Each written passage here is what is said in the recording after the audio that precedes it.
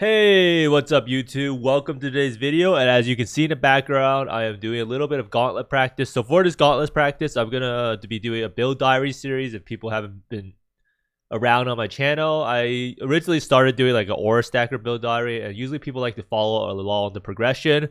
So this would probably give you a pretty general idea of what to expect in terms of Gauntlet leveling, and it will also help me personally to prep my character and figure out what I have to do and give me some motivation to practice, because otherwise I'm usually pretty bored of practicing after like a couple hours. I hate doing the campaign. But for people who don't know what Gauntlet is an event made by Zizarin where people race to kill all of the bosses. There's a bunch of mods on the event that make it harder, like more monster life, more attack and cast speed and move speed for the monsters, and extra projectiles and extra AoE. And it's generally a pretty hard event, especially this time around. The last time this was held was during Sentinel League, and Calandra League was skipped because I think Zizarin had a wedding, or because Gauntlet was just really, really bad. Or not Gauntlet, the game was really, really bad with Arch Nemesis, and no one really wanted to play it. But anyhow, it is back this time around, and as you can see here, about to do one of the harder bosses, and you can see these are the mods in the top right corner. 40% more monster life, 35% AoE, 20% monster damage, and 2 additional projectiles. They are going to be a lot harder once you reach the Uber bosses. I think it's like 50% monster damage, so yeah, it's going to be a lot harder. So that's why I'm picking Juggernaut this time around. And as you can see here, I'm actually leveling with Sunder, and Sunder is, in my opinion, might be nearly the new Spectral Helix. It is really that good. So let's go over what exactly we've learned in the leveling process and what you can do in order to level through the campaign easier. You can see right here, this is the level of my character right now, 57. I think I made it through the first 7 acts, and I still haven't swapped the Bone Shatter yet. So for the Gauntlet, I'm going to be playing Juggernaut SRS. For bossing, because of its defensive prowess, Juggernaut is really just a defensive powerhouse. If you look at all the nodes that Juggernaut has, it is kind of crazy. You have this thing right here. Cannot be stunned is probably one of the most important things you could possibly have. And then you have Endurance Charge, and then you have this node, which is really broken in terms of your elemental damage reduction. And you also get the physical damage prevented from hits regenerated as life, which is super, super nice for Bone Shatter. Now, I tested leveling through the first part of the campaign with Sunder, and I will swap to Bone Shatter when I get to Foothills. And I think the main reason you can't swap early is because you don't have the Ascendancy node, and Bone Shatter actually hurts you. Not exactly 100% sure why, but that's what people have told me. So what is the campaign leveling actually like? So for a campaign level, you want to mule a duelist to Tidal Island. Now, the reason you want to go to Tidal Island is because you want to get 2 Quicksilver Flasks, you want Onslaught, and you want Splitting Steel. Now, Marauder does not get Splitting Steel. Splitting Steel is pretty much how you do the first act of the campaign. Now, if we actually look here, I actually prepped a little bit of the boss footage for you guys to see what it actually looks like. So this is Mervil. Usually, you should probably swap to Sunder at level 12, and that means you could do Mervil with Sunder, which is probably going to be better than what you see here. So for here, I'm using Splitting Steel still, and it's kind of a struggle. You can actually use Shattering Steel too, but I'm not sure if you get Shattering Steel as a Marauder. But as you can see here, the main thing you want to use is Chance to Bleed and Onslaught on Splitting Steel or Sunder. Now, the reason you want to use Chance to Bleed is it actually does a great amount of damage, especially when the boss is moving around. So basically, you just get a Cold Red Ring, you run around in circles, and it is not too bad. And then at level 12, you swap to Sunder. And what Sunder ends up looking like, and this is on one of the hardest fights in the Gauntlet, in my opinion, for leveling. And it's actually just a nightmare. This is actually 2 additional projectiles, which is probably a little bit more than you'll be used to. And in my opinion, for this fight, usually just Frost Blink through the mob once they're about to shoot some balls at you. So you can see with Chance to Bleed, I do think I still have Chance to Bleed. The boss runs around. You can see the red blood effects, right? So he kind of hurts himself. Kind of a scary fight, but on the actual Gauntlet League, it won't be as bad because there's scaling mods, so the boss will only have 1 projectile. And with only 1 projectile, it's kind of hard to die. So for melee, oh, you say I got some damage because he's attacking the totem. I dashed through him, but this boss is probably the #1 killer of people in the previous Gauntlets purely because of how punishing it is and its potential to one-shot. So for the first Ascendancy, a lot of people ask me, where do you actually go for? And I go for Unstoppable because it gives you stun immunity. It makes it so you can't get slowed that much, and it also gives you 10% movement speed, and movement speed is king for Lovely. Now the auras, we end up running our Hero of Ash, Determination, War Banner, and then later on you want to swap it out. So you run Herald of Purity, so you can run Brutality if you want to. And for the links for Sunder, I'm running Sunder, Close Combat, Fortify, and Fist of War. Fist of War is really, really good, especially for Lovely. It gives you more AoE, and it makes it so that one attack that you put out will one-shot. And like all totem builds, it's going to be multi-totem, Ancestral War Chief, Ancestral Protector, Blood Rage. If it's possible, you want to try to get Vol, Molten Shell, and Vol Ancestral War Chief as fast as possible. And Leap Slam should be linked to faster attacks, and you could try to fit in a Blood and Sand. Blood and Sand will give you more area damage, which should help out Sunder. And it's so you take some Aura Nodes. Now for the pathing of the tree, you do want to go out this way. You want to start using axes right away. You want to get Resolute Technique, otherwise you're going to have some accuracy issues.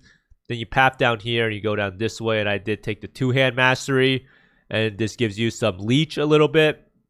Then you go over here. I think attack speed is probably one of the main problems with the build, so you want to try to get attack speed as fast as possible. So Destroyer gives you a little bit of attack speed. Art of the Gladiator is a little bit of attack speed. And Versa, oh, this one doesn't give attack speed, but you could go down here. Hatchet Master also gives you some attack speed. And this also allows you to drop Close Combat for Onslaught, which should help out a little bit. Now, like I said before, Sunder, Close Combat, Fist of War / Brutality, and Fortify. Fortify is a no-brainer because we want to live and we don't want to die. And Fortify is like a 20% damage reduction. Now, you want to aim for around 300 to 400 HP per act in order to be safe. So that means when you're in Act 4, so you can try to see, right, I'm in Act 4 right here. Or is this? Yeah, Act 4, I have 1500 HP. So I'm around that threshold. And when you're in Act 5, you want to have like, so what's it called? Like 1.6 to 2k if you want to be really safe. And that's pretty much how it goes. But what is the main problem with this build? And this build's main problem is Sanctum is brutal. And that's how it feels in the Gauntlet, because there's extra AoE, there's extra projectiles, the monsters attack faster. And guess what? We are actually playing melee, but you kind of have to do Sanctum early on, so I would still do it as soon as possible, because like you stable with the floors. You can still do it, especially the ones where you just find the exit. You can kind of get lucky. The one with the spinning fire is actually easy. Though it's kind of funny, because in softcore, defeat all guards is a joke, but in hardcore, or not hardcore, but in the Gauntlet mods with a melee build, defeating all of the guards is actually quite a challenge. And the strategy, from what I've seen, seems to be just putting down 2 totems and making sure to move between every attack. And since we're using Sunder, we can actually stay a little bit of range and attack the mobs that way. But very, very difficult. I do like to use the Frost Blink. Frost Blink, main benefit over Flame Dash is that it's instantaneous, so you can dodge stuff a lot better and you're way more reactive to it. But I do think in the end that Bone Shatter will be perfectly fine for Sanctum. It's just getting through that initial hump, because once you get enough damage and you get the relics, the Sanctum should still be a joke. It's just that early on. However, one nice part about the Sanctum, especially for hardcore, is that you never really die in the Sanctum to, what's it called, to damage. You will die to the Sanctum because your resolve right here hits 0 or inspiration. So you never really have to worry that much about deaths in the Gauntlet because of dying to your HP hitting 0 in Sanctum. Now, for the dangers of Lovely, like I said before, the Practice League is a lot harder. If you look at here, Acts 1 through 5 is 20% less damage taken instead of 40% more monster life. 20% increased damage, this is right. But you can see here it's 10% increased attack, cast, and move speed instead of 20%. And then you have 1 additional projectile instead of 2. However, once you reach into red maps and Ubers, it actually gets a lot harder. So I think it's like 50% less damage taken, 40% increased damage. And then it's 30% attack and move and cast speed, and then 2 additional projectiles. And so the Ubers will be harder, but the Lovely should be a little bit easier. Many people do die to getting shotgun, but there should only be 1 projectile for the campaign, so it should be a lot easier.